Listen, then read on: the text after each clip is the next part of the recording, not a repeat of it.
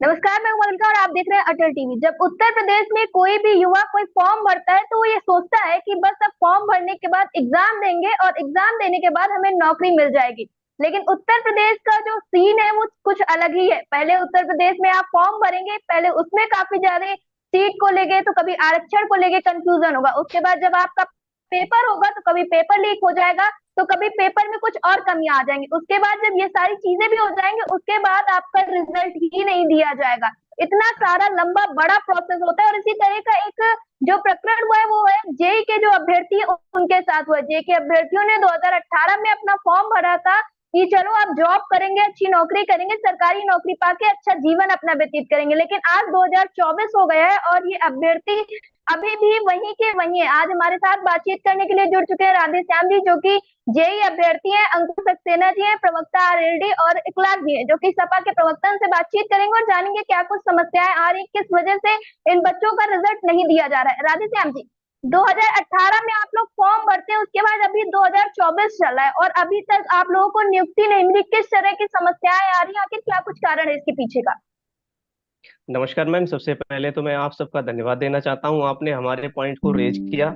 और हम 6 साल से लगातार ऐसा कोई दफ्तर नहीं रहा, ऐसा कोई अधिकारी नहीं है, ऐसा कोई नेता नहीं है जिसके पास हम गए नहीं हो। हमने जी।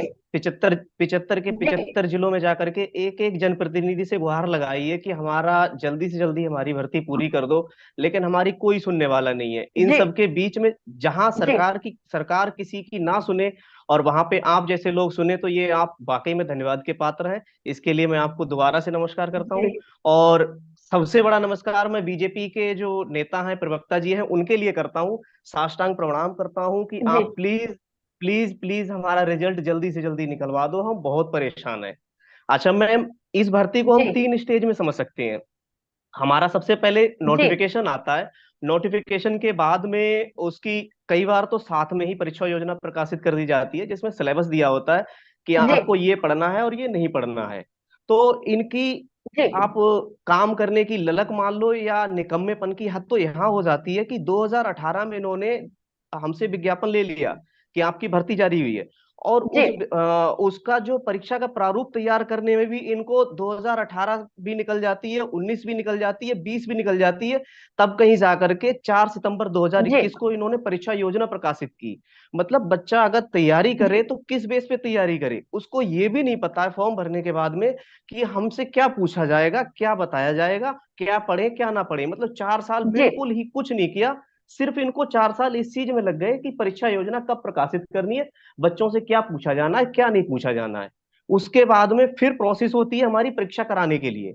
अब परीक्षा कराने में भी इतनी हमने जी। मशक्कत की, इतना सब कुछ किया, कोई क्या ही कहा जाए मैम।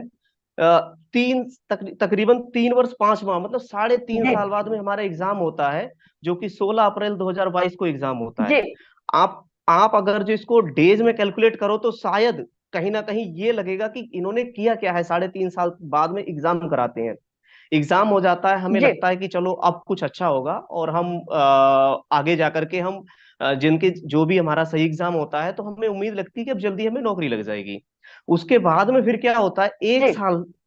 1 साल इनको डीबी का परिणाम जारी करने में लग जाती है। और उसमें भी यूं ही नहीं परिणाम जी। जारी करते हैं, 200 दिन हम लगातार इको गार्डन में धरना देते हैं। जहां पर आपको भी पता है, सबको पता है, दिसंबर जनवरी में इतनी कड़ाके की ठंड पड़ती है, माइनस में भी टेम्परेचर चला जी। जाता है। हम वहां जाकर के प्रोटेस्ट करते हैं लेकिन कोई सुनवाई नहीं होती है। माननीय मुख्यमंत्री जी के जी। पास भी हम कम से कम नहीं तो 10 से 15 बार हम लोग गए, उनके जनता दरबार में भी गए, वहां जी। पे भी हमारी कोई सुनवाई नहीं हुई। एट लास्ट में जाकर के पता नहीं क्या पिघल गए ये, और उन्होंने जाकर के फिर 5 सितंबर, वो सॉरी 5 अगस्त को इन्होंने 5 अगस्त 2023 को इन्होंने हमारा डीबी परिणाम जारी किया।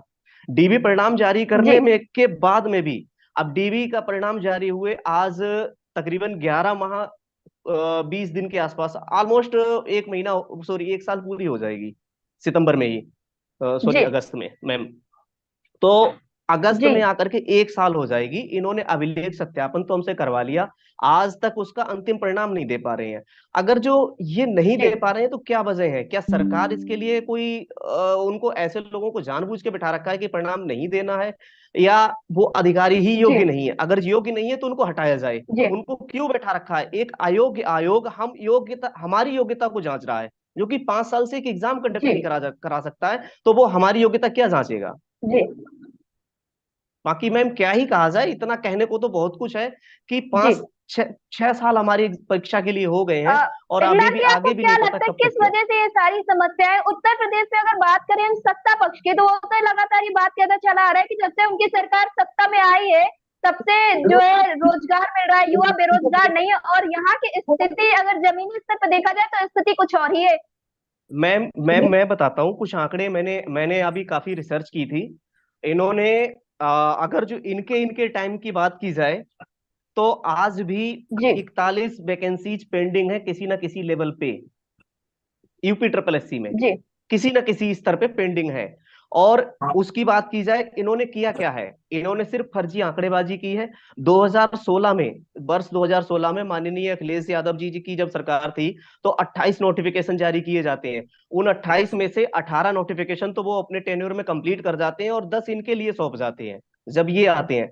और उन जी 10 में से 4 अभी भी ये उनके वाले तक पूरे नहीं कर पाए, तो अपनी तो क्या ही कहा जाए, आंकड़ेबाजी में कुछ भी कह लें। एक ही सेम चीज को बार बार जी कैलकुलेट कर लेना। एक भर्ती जब आई तब वो 10,000 काउंट हो गई, उसका एग्जाम कराया फिर 10,000 काउंट हो गई, फिर एग्जाम के बाद में डीबी रिजल्ट कराया फिर वो 10,000 काउंट हो गई, उसके बाद में फाइनल रिजल्ट निकाला तब दस जी हजार काउंट हो गई, देन जब ज्वाइनिंग दी तब 10,000। मतलब एक जी भर्ती को ही वो 50,000 से 1 लाख तक काउंट करा देते हैं। रियलिटी में 1 लाख से ज्यादा इन्होंने पूरे 8 साल के टेन्योर में नहीं कहीं दिया है। अगर दिया है तो जी। प्रवक्ता जी हैं राजा अभी, श्याम जी, वो आप क्या हमारे सामने बताएंगे? कोई प्रस्तुत कर दें। जी जी। जी। आपको याद लगाना चाहूंगी, जयंत चौधरी तो युवाओं की बात करते हैं और युवाओं का ये हाल है, क्या कहना चाहेंगे आप? देखिए मैं भैया जी, सर्वप्रथम तो बात ये है कि निश्चित रूप से जैन जी युवाओं के लीडर हैं और युवाओं के लिए बहुत अच्छा सोचते हैं, और skill development and entrepreneur department जो है वो भी उनके पास आया है।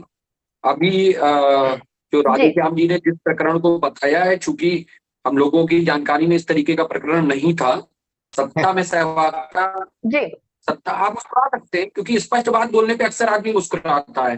देखिए, सत्ता में हम लोग जी जो हमारा केंद्रीय नेतृत्व है, हम लोगों ने अभी, राष्ट्रीय लोकदल अभी तक विपक्ष की भूमिका में था, ठीक है। हम लोगों ने सत्ता में सहभागिता जी की है जून 2024 में।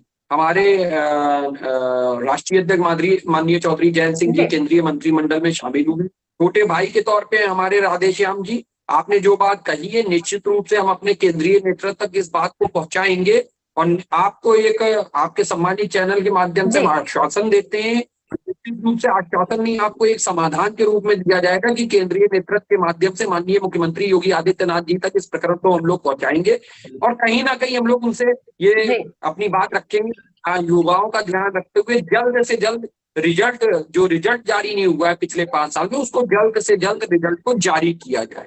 हम आपके साथ हैं, जी आप सब लोग हमारे परिवार का, और निश्चित रूप से हम लोग भी ये बात जानते हैं कि अगर युवा पीढ़ी इस तरीके से अपने टाइम को वेस्टेज करेगी तो कहीं ना कहीं हमारे यहाँ जो देश का भविष्य है, निश्चित रूप से नुकसानदायक परिस्थितियों में हम लोग पहुंचेंगे। तो आप ये मान के चलिए, हम लोग जल्द से जल्द इस विषय पर आपकी बात माननीय मुख्यमंत्री तक पहुंचाकर रिजल्ट को आउट कराने के लिए, रिजल्ट को जारी कराने के लिए उनसे रिक्वेस्ट करेंगे, उचित मंच पर करेंगे।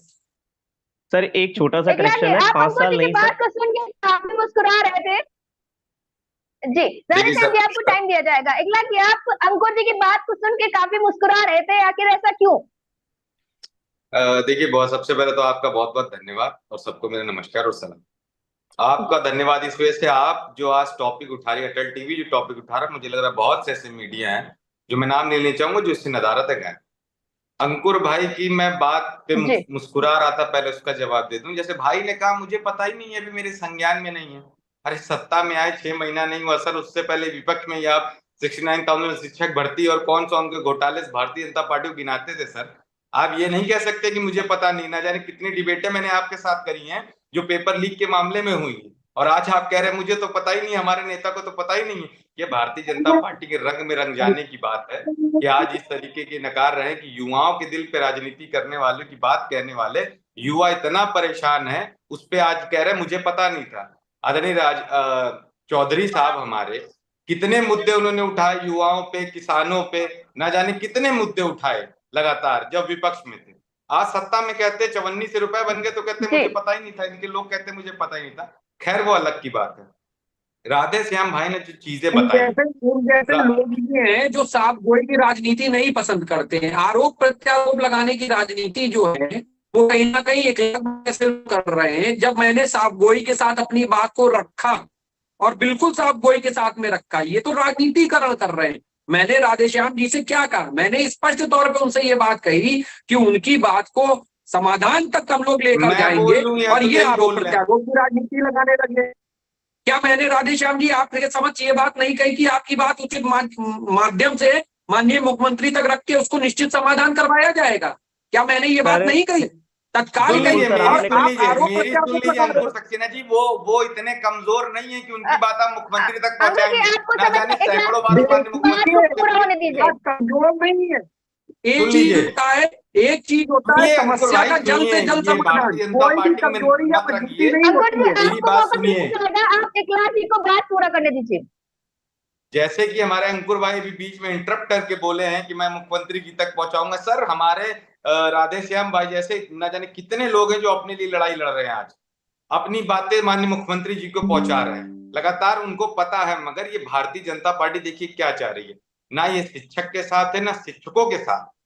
अभी आपने डिबेट करी थी कि ऑनलाइन अटेंडेंस में किस तरीके से परेशान किया गया शिक्षक। आज देखिए देश का ये हाल है कि इस देश में जो स्टूडेंट होते थे वो अपने लिए प्रोटेस्ट करते थे, मगर ये पहली बार इतिहास में हो रहा है कि उनके साथ उनके बच्चे तक प्रोटेस्ट कर रहे हैं, उनके फादर मदर तक, उनके पेरेंट्स तक प्रोटेस्ट कर रहे हैं। ये नीट जैसी एग्जाम में आप देखिए कोई ऐसा पेपर नहीं हुआ है जो लीक ना हुआ हो। यूपी में पेपर हुआ, पुलिस का पेपर हुआ लीक हुआ, नीट का पेपर हुआ लीक हुआ, और जो हमारे राधेश्याम भाई जंग लड़ रहे हैं वो तो लड़ ही रहे हैं। 24 से अधिक पेपर यूपी में लीक हो चुके हैं। इनका साफ स्पष्ट है कि ये बेरोजगारी बढ़ाना चाहते हैं, रोजगार नहीं देना चाहती भारतीय जनता पार्टी। जैसे हमारे राधेश्याम भाई ने कहा, अखिलेश यादव साहब ने अपने कार्यकाल में जो वादे किए थे मैक्सिमम उनको पूरे किए।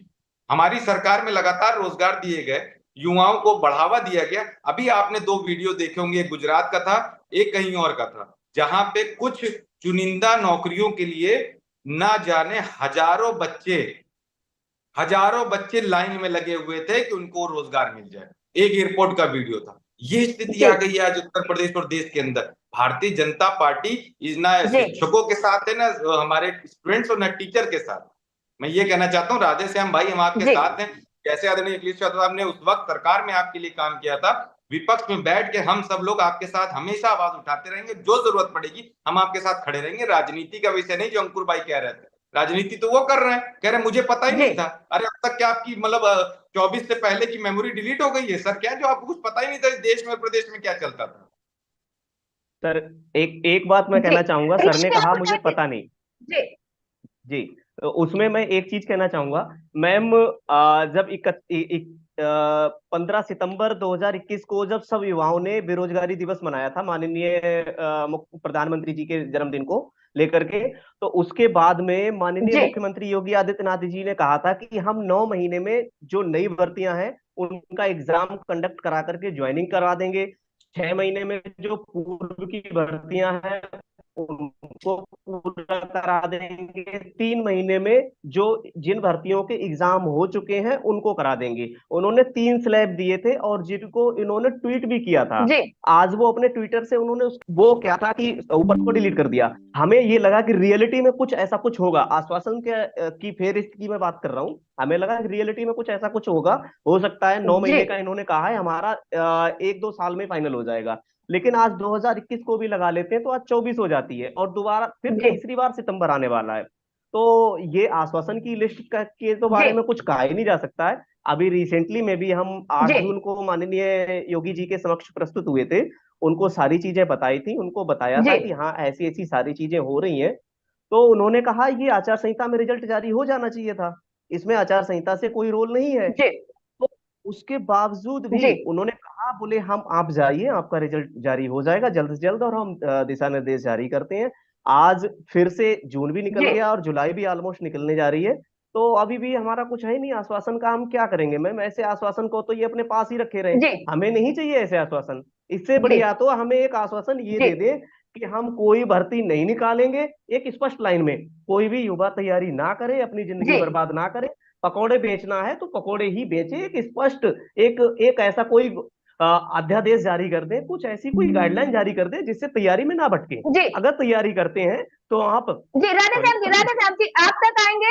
बीजेपी प्रवक्ता विरल मलिक जी हमारे साथ जुड़ चुके हैं, पहले उनसे बातचीत कर लेते हैं, उनसे जवाब ठीक, लेते हैं, फिर आपसे बात करते हैं हम लोग। ठीक है मैम, ठीक अविरल है जी, मैम। आपने राधे श्याम जी की बात को सुना, एकलाख जी की बात को भी सुना, आपका क्या कहना, आखिर क्यों जो सरकार है वो इन युवाओं को इतना परेशान कर रही है, क्यों इनका रिजल्ट नहीं निकाल रही है?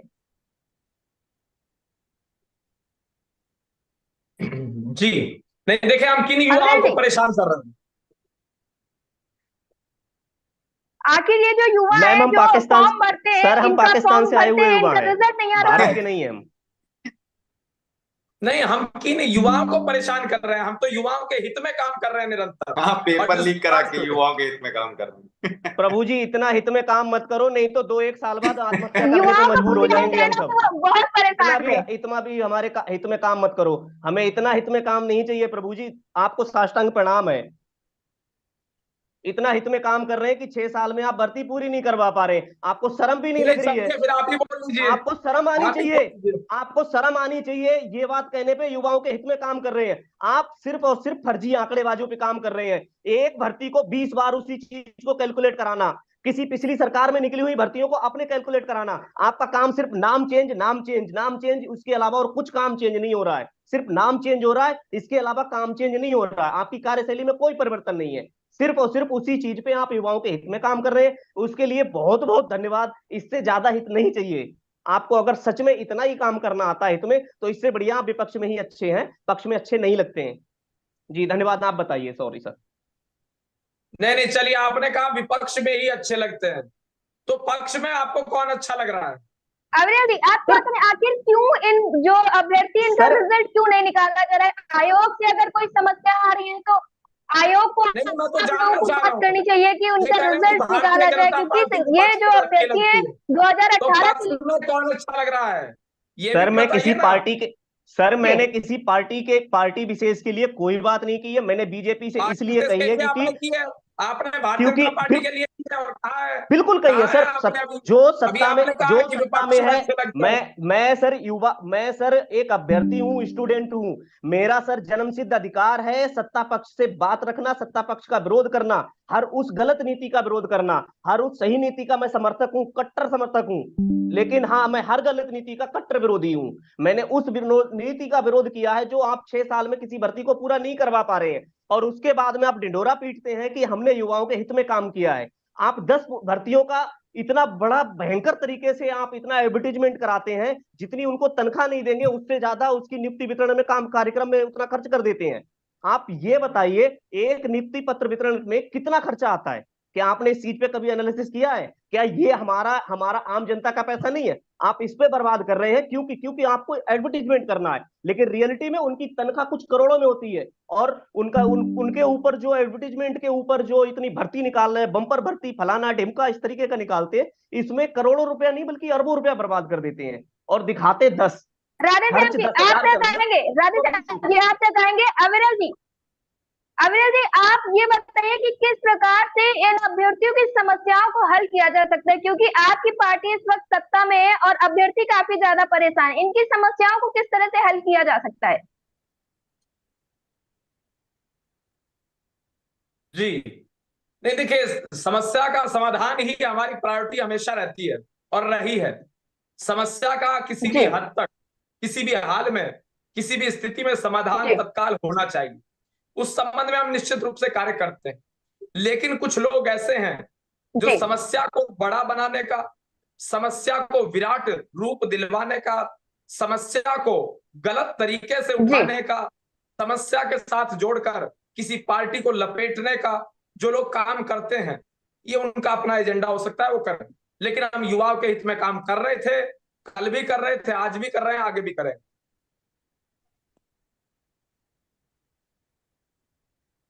रिया जी, जी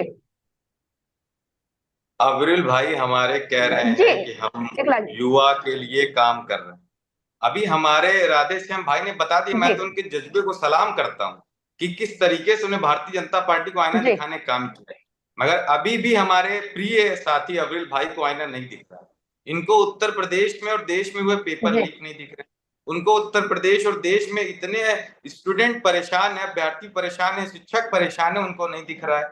हमारे भाई किस सादगी से कहते हैं हम युवाओं के साथ हैं। अरे सर, कितने पेपर पे पेपर लीक कराएंगे? एक रोजगार आप दे नहीं पा रहे हैं। आप तो डबल इंजन की धोखे वाली सरकार है। तो ये तो महिलाओं को भी धोखा देती है, महिला सुरक्षा के नाम पे किसान को भी धोखा देती है कि हम आय दोगुनी कर देंगे, शिक्षकों को भी धोखा देती है, हमारे स्टूडेंट को भी धोखा देती है, देश और प्रदेश को धोखा देने वाली है भारतीय जनता पार्टी सरकार। इनसे आप पूछिए कि आपने कितनी सरकारी जी नौकरियां दी हैं। हम युवाओं के साथ हैं, हम देश के साथ हैं। इनसे पूछिए आपने कितनी चीजें कर दी उत्तर प्रदेश के अंदर कि हमारे देश के युवा जो खुश हैं। लैपटॉप जैसी कितनी सुविधाएं आपने दे दी, क्या कर दिया आपने। हमारे प्रधानमंत्री, डबल इंजन की सरकार, योगी जी, मोदी जी, इसके अलावा और बचा कुचा समाजवादी पार्टी, समाजवादी पार्टी। अरे इससे बाहर निकलिए सर। समाजवादियों ने जी जो काम किया था उसी को आगे बढ़ाइए। मैं तो आपसे विनती करना चाहता हूं, इस तरह की धोखेबाजी करना बंद करिए।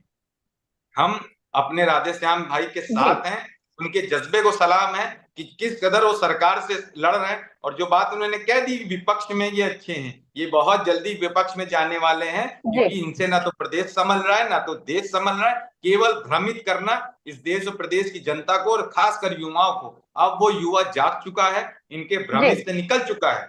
अब इनको जवाब वो युवा खुद इनको देने जा रहा है, हर तरीके से, चाहे वो नीट के बच्चे जी हों या किसी के भी युवा के वो हमारे मॉनसून अभ्यर्थी ऑफर रहे हों, कैसा चल सब रहा इनको है जवाब देने लगे। इकलाख जी जी? वो मॉनसून जी ऑफर कैसा चल रहा एकलाख है? जी और अविनाश जी आप क्या कहेंगे? मॉनसून का अविनाश सत्र जी तो एकलाख मौर्य जी जी आप लेंगे दोनों के मुझे पास लग रहा आएंगे। है, अगर उनको कुछ करना है तो, वरना वो अंकुर भी जी प्रताड़ित आपको अभ्यर्थी। आपको एक मिनट बताना रिया चाहिए जी, कि ये रिया जो जी, राधेश्याम रिया जी है जी, एक सेकंड। जी रिया जी एक सेकंड, अभी इन्होंने मानसून की बात कर दी। जी मानसून का जी मजा अगर लेना हो मौर्य जी को तो आ जाए, हम तो तैयार है मानसून का ऑफर देने के लिए। वरना जिस तरीके से स्टूडेंट सुनो, अब परेशान मैं है, बताता हूँ मौर्य जी मॉनसून भी और ऑफर के तमाम ऊपर। ऐसे ये कार्यकर्ता मुझे हैं जो लग रहा है, परेशान घूम सुनिए रहे सुनिए हैं। इकलाख जी, नाराज नीट मत होइए। टीचर्स और स्टूडेंट की तरीके से मौर्य जी भी परेशान घूम बिल्कुल रहे हैं, बिल्कुल। इधर से उधर, इधर क्या से आप कह उधर। रहे ना हैं तो उनकी मॉनसून सीएम सुन ऑफर? रहे हैं, ना तो उनकी पीएम सुन रहे नहीं हैं। नहीं नहीं, ये winter offer, summer offer, monsoon offer, मुझे लग रहा है ये कपड़े बेच रहे हैं कनॉट प्लेस की दुकान पर, जैसे देश कनॉट प्लेस के बेचने से शोरूम में कपड़ा लगता है। बेचना अच्छा है। देश बेच देने से कपड़ा बेच देना अच्छा है। देश की सब तो योजनाएं भैया बेच देने से राजनीति अलग है, कपड़ा कपड़ा बेचना बेचना एकलाख जी अलग अच्छा है। हम है। लोग अब्रिल कितने लोग भाई, तो ना मुद्दों जाने पे उठते कितनी हैं। ऐसी मुद्दा चीजों इस को आपने समय ये बेच है कि दिया। जेई के बच्चों का रिजल्ट नहीं आ रहा है, हम लोग मुद्दे पे बात करते हैं। अंकुर जी ये जो जेई के स्टूडेंट है अभी हाल ही में प्रोटेस्ट कर रहे थे और इको गार्डन में न जाके बल्कि ये लोग आम जनता के पास जाके और जनता के बीच में तरह तरह के प्रोटेस्ट कर रहे हैं। तो आपको क्या लगता है कि स्थिति ऐसी हो गई है अभ्यर्थियों की कि अब उनकी बात कोई नहीं सुना तो उनको आम जनता से सहारा लेना पड़ रहा है?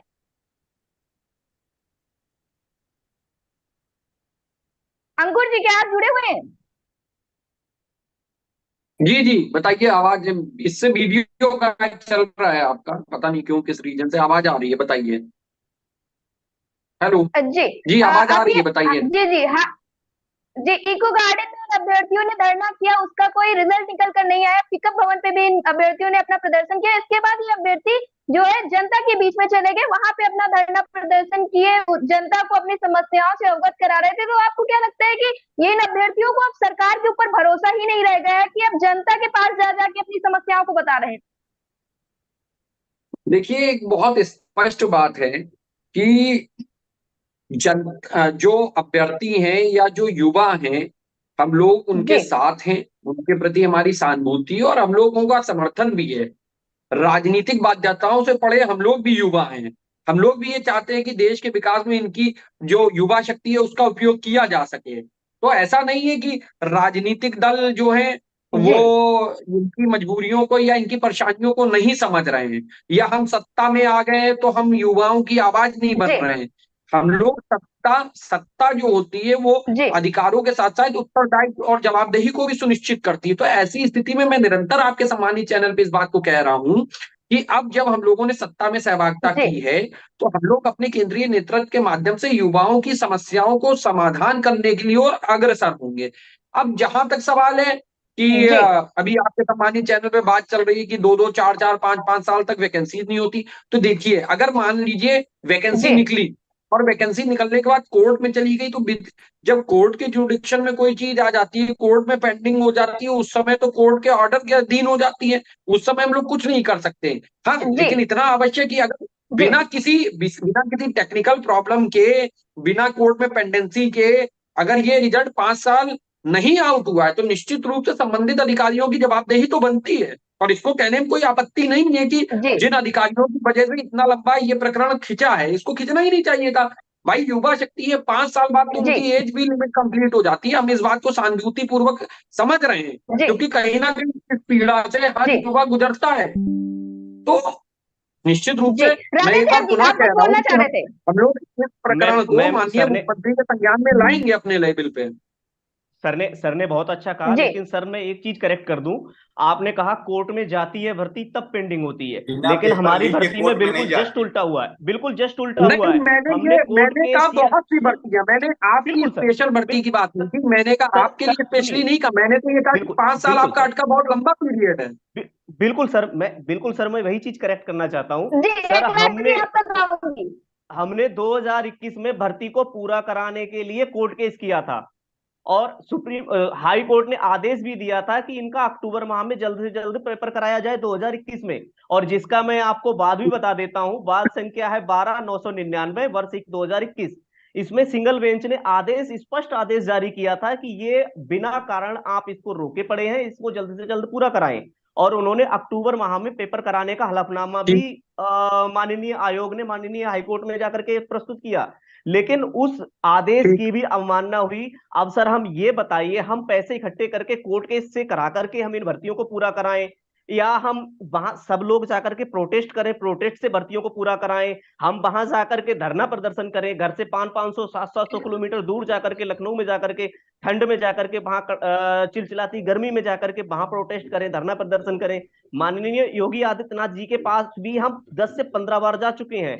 हमने गोरखपुर जनता दरबार हो, लखनऊ जनता दरबार हो, माननीय मुख्यमंत्री के अलावा उप मुख्यमंत्री केशव प्रसाद मौर्य जी हो, या उप मुख्यमंत्री ब्रजेश पाठक जी हो, या उस टाइम के उप मुख्यमंत्री दिनेश शर्मा जी हो, हमने ऐसा कोई, उसके अलावा सारे 75 के 75 जिलों में 80 जनप्रतिनिधि होते हैं। ये कोई नहीं कह सकता है कि ये सिंगल जनप्रतिनिधि ऐसा नहीं कह सकता है कि हमारे संज्ञान में नहीं है। हमने सब जनप्रतिनिधियों को जाकर के, हमने व्यक्तिगत तौर पे जाकर के उनको विज्ञापन दिया है। 5-10 अभ्यर्थियों ने इकट्ठा इकट्ठा एक एक करके जाकर के हर जिले से, 75 के 75 जिलों से, जिला के मुख्यालयों से हमने ज्ञापन दिया है।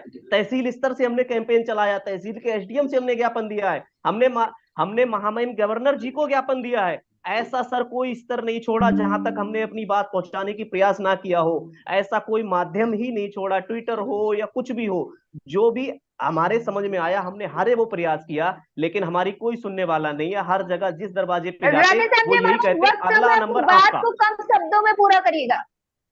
सॉरी मैम, शब्द सॉरी उसके लिए, लेकिन हमने ऐसा कोई दरवाजा छोड़ा ही नहीं जहां आश्वासन ना मिला हो। अभी सर आश्वासन दे रहे हैं तो हम इनके पास में, जी आप मैम इनका नंबर दे देना, मैं इनके लिए अपना पूरी एप्लीकेशन दे दूंगा और वहां व्यक्तिगत तौर पे मिल लूंगा जाकर के। अगर ये हमारे साथ चलने को तैयार होते हैं तो हम कल का तो संडे है, जी परसों ही हम चलते हैं। और माननीय योगी आदित्यनाथ जी से अगर इनके माध्यम से, किसी के माध्यम से मुलाकात हो पाती है तो हम मुलाकात दोबारा करते हैं और हमारा जल्द से जल्द समाधान करवा दें। बस जी हमें और कुछ नहीं चाहिए। जी जी। जी एक लाख जी, आप महोदय से कुछ कहना चाह रहे थे, कम शब्दों में अपनी बात को पूरा करिएगा। देखिए, रिया जी, राधेश्याम जी ने बहुत अच्छे तरीके से बता दिया। इन्होंने अंकुर भाई को तो कह दिया ना कि आप ले चलिए जी मुझे मुख्यमंत्री जी से मिलाने, मैं चलूंगा मिलने के लिए। उन्होंने जी कही कि कोर्ट चला जाता है केस, तो राधेश्याम जी की बात को आगे बढ़ाते हुए कहूंगा कि बिना पेपर लीक हुए, बिना किसी जी भ्रष्टाचार से कोई भी मामला कोर्ट नहीं जाता है। और जो इतना भारतीय जनता पार्टी के लिए जी सिर्फ एक लाइन है कि इतना जो परेशान करा युवाओं को, इतना जो परेशान कर दिया है, बेरोजगार कर दिया, इन्होंने ये चीज सुनी होगी कि संघर्षों के साए में इतिहास हमारा पलता है, जिस ओर जवानी चलती है उस ओर जमाना चलता है। तो ये वक्त आ चुका है कि जी अभ्यर्थी सब बदलने जा रहे हैं, पूरी तरीके से बदल चुके हैं। भारतीय जनता पार्टी को यहां से हटाने का काम करेंगे और जो उनकी सुविधाएं हैं उनको आदरणीय अखिलेश यादव साहब, ये समाजवादी पार्टी उनके साथ है, लगातार मजबूती से हम अपने भाई का साथ जी अविनाश जी, आपकी पार्टी इस वक्त सत्ता में है, तो आप राधेश्याम जी से क्या कुछ कहना चाहेंगे? कम शब्दों में अपनी बात को पूरा करिएगा। जी देखिए, नंबर एक तो उत्तर प्रदेश में किसी व्यक्ति को कोई समस्या आज के समय में नहीं है, क्योंकि हमने समस्याओं का अरे भाई समाधान इस कहाँ प्रकार है से यार किया। अब्दुल भाई, एक कहाँ मिनट, एक पे मिनट, आप एक हैं? मिनट, नहीं नहीं, एक आपका मिनट, झूठ इस तरीके से एक नहीं लाख सुन प्लीज, पाएगी जनता। नहीं, शांति शांति, आराम से। कितना एक लाख झूठ की बोलेंगे बात को हमको, पूरा कर लेने दीजिए। धमकी मत प्रेशर दीजिए हाई हो शांति का, जाएगा, ये झूठ और फरेब हम वो अब आपके ब्लड शीर्ष प्रेशर नेतृत्व हाई से हो सुनते जाएगा, आए हैं, उससे अब आपको आपसे नहीं सुन समस्या होगी। एक पाओगे। देश लाख से की बाहर अविनाश है जी को हम, बात उत्तर पूरी कर प्रदेश लेने और दीजिए। देश में नहीं रहते हैं। नहीं, मैं जो आगे आप कहने वाला था उसको सुन अविरल लीजिएगा। सर के मुताबिक हम जेई 2018 के अभ्यर्थी उत्तर प्रदेश और इस भारत देश के निवासी नहीं है, ये बाहर के कहीं। जी देखिए, जिस प्रकार से उत्तर प्रदेश में समस्या समाप्त हो रही है, उसके साथ साथ किसी यदि व्यक्ति को कोई समस्या है, हम उसका भी समाधान चाहते हैं। हम इस बात पे अड़ नहीं जी रहे हैं। इस प्रकार से समाजवादी पार्टी के द्वारा आरोप लगाए जा रहे बिल्कुल गलत है। ये लोग वो लोग हैं जो जी दंगा कराया करते थे उत्तर प्रदेश में। जिस तरीके से हर शहर में जी दंगा होता था, मुजफ्फरनगर दंगा सबको मालूम है। तो इस विषय को भूलना नहीं चाहिए, जनता तो खैर नहीं भूलती है। धन्य प्रभु, क्या बात फिलहाल मैं करते अपने हैं। दर्शकों को बताना चाहूंगी कि हमारे पास वक्त कम है, इसलिए हमें इस चर्चा को यहीं पे रोकना चाहिए। अभ्यर्थी काफी ज्यादा परेशान है क्योंकि उनकी नियुक्ति नहीं हो पा रही है। 2018 से लेकर 2024 एक बहुत लंबा वक्त होता है जिसमें ये अभ्यर्थी काफी ज्यादा परेशान हो चुके हैं, लेकिन जो भारतीय जनता पार्टी है उसका यही कहना है कि समस्याएं है नहीं, और अगर है भी तो उनका समाधान होगा। लेकिन इस बात से ना तो विपक्ष सहमत है और ना ही ये अभ्यर्थी ही सहमत है। और जनता से जुड़े ऐसी और मुद्दों को देखने के लिए जुड़े रहे हमारे साथ, देखते रहे अटल टीवी। धन्यवाद।